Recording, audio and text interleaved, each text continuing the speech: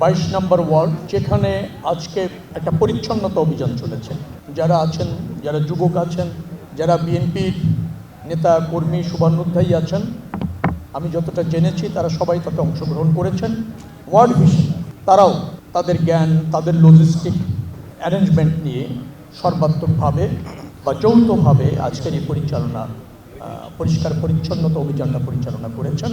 আমি আসার সময় আমি আর সম্মানিত প্রশাসক ঢাকা দক্ষিণ সিটি কর্পোরেশনের হেঁটে আসছিলাম, দেখলাম যে বেশ প্রফুল্ল মনে হয়েছে নিজেকে। পরিচ্ছন্ন নগরী, রাস্তাগুলি পরিচ্ছন্ন, হাঁটতে ভালো লাগছে, দেখতে ভালো লাগছে, সব কিছু মিলে একটা চমৎকার পরিবেশ মনে হয়েছে আমার কাছে এই অঞ্চলটা। যারা সাথে যুক্ত ছিলেন তাদেরকে স্বাগত, আহ্বান হচ্ছে তাদের প্রতি, এটা তারা কন্টিনিউয়াসলি করবেন। সবাই যে এলাকায় আপনারা বসবাস করেন, সারাদিন নিজেকে সময় দেন, সপ্তাহে অন্তত 1 ঘন্টা পরিবেশকে সময় দেন, এলাকাকে সময় দেন।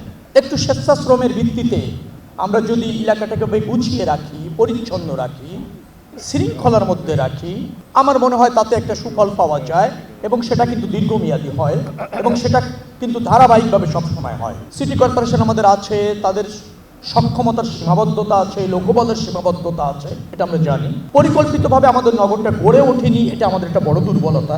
ধারণ ক্ষমতার প্রায় 3 গুণেরও বেশি লোক বসবাস করে ঢাকা সিটিতে, এটা একটা চরম বাস্তবতা। এগুলি নিয়ে আমাদের এগোতে হচ্ছে। আমাদের বর্তমান প্রজন্ম, আগামী প্রজন্ম, তাদেরকে যদি আমরা বাসযোগ্য ঢাকা রেখে যেতে চাই, তার জন্য আমাদের সচেতনতাটা, এবং আমাদের শুধু সচেতনতা নয়, আমাদের কার্যক্রমটা কিন্তু খুব গুরুত্বপূর্ণ। আমরা সে ব্যাপারে যদি সচেতন হই। বর্জ্য ব্যবস্থাপনা নিয়ে কাজ করছেন, ওয়ার্ড ভিশন বললেন। শিশুদের শিক্ষা, শিশুদের বেড়ে ওঠা, প্রাদুর্ভাব ঘটে এই রকমের মশাবাহিত রোগ, পানিবাহিত রোগ, সেগুলো নিয়ে ওয়ার্ড ভিশন কাজ করছেন।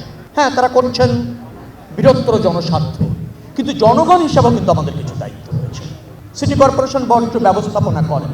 আমার কাছে মনে হয়েছে বর্জ্য ব্যবস্থাপনার চেয়ে গুরুত্বপূর্ণ হলো বর্জ্য সংরক্ষণ অথবা বর্জ্য রাখা।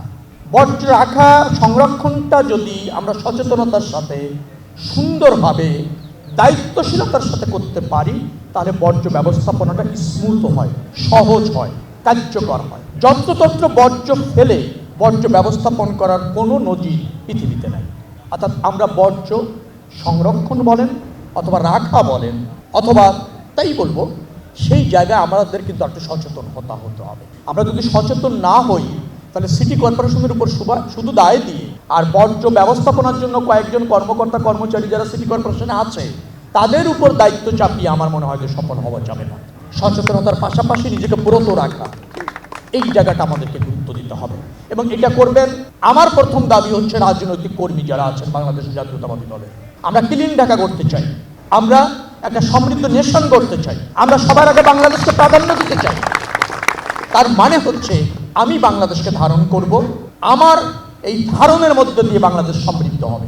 সেটি যদি করতে হয়, প্রত্যেক নাগরিক, বিশেষ করে রাজনৈতিক কর্মী, সমাজকর্মী, স্বেচ্ছাসেবী সংগঠন, এদের সবাইকে একত্রে সমন্বিতভাবে কাজ করতে হবে। দায় চাপানোর চেয়ে দায় নেওয়া শিখতে হবে, কর্তব্য পরায়ণ হতে হবে। তাই যদি হয়, ভালো নাগরিক হতে হবে। ভালো নাগরিকের গুণ কি, সেটা আমাদেরকে কিন্তু অ্যাচিভ করতে হবে।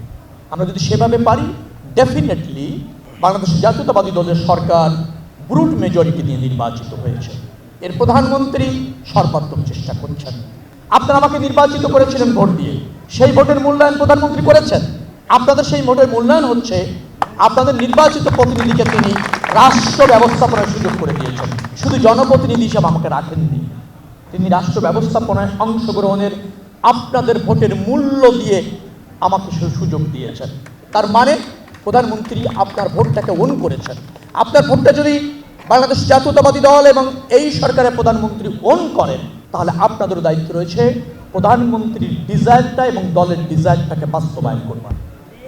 এবং তার মধ্যে অন্যতম হচ্ছে ক্লিন ঢাকা, তার মধ্যে অন্যতম হচ্ছে জনবান্ধব নগর, এবং সেটাখানে আপনি বসবাস করেন। আপনার নগর বিল্ড আপ করার ক্ষেত্রে আপনারও অনেক অবদান আছে, সেটা আপনাকে বুঝতে হবে, মানতে হবে এবং বাস্তবায়ন করতে হবে। যদি আপনি সফল হন, সামষ্টিকভাবে সবার স্বার্থ প্রতিষ্ঠিত হবে, রাষ্ট্র সফল হবে। আমরা ব্যাপারে সচেতন থাকবো। রাজনৈতিক কর্মীদের এই কথা বলে শেষ করব, এই যে ক্লিনিং আজকে শুরু হয়েছে, যেটা চমৎকারভাবে আপনারা করেছেন সেটা যেন ধারাবাহিকভাবে অব্যাহত থাকে, যতদিন ঢাকা আছে ততদিন, যতদিন এই শহর আছে ততদিন, কারণ এটা আপনার নাগরিক দায়িত্ব। যাই হোক, আমরা এই কর্মসূচি অব্যাহত রাখবো। ওয়ার্ল্ড ভিশন এখানে আছেন, তাদের উত্তরোত্তর সমৃদ্ধি কামনা করছি। আপনারা এভাবে এগিয়ে যান, নিশ্চয়ই জনগণ এবং ঢাকাবাসী আপনাদের পাশে থাকবে, সিটি কর্পোরেশন আপনাদের পাশে থাকবে। আমার দায়িত্বে যে মন্ত্রণালয়গুলি আছে তার সার্বিক সহযোগিতা আপনাদের জন্য নিশ্চিত থাকবে। এই প্রত্যাশা ব্যক্ত করে সবাই সুস্বাস্থ্য কামনা করে আজকের মতো শেষ করছি। আল্লাহ হাফেজ। বাংলাদেশ জিন্দাবাদ।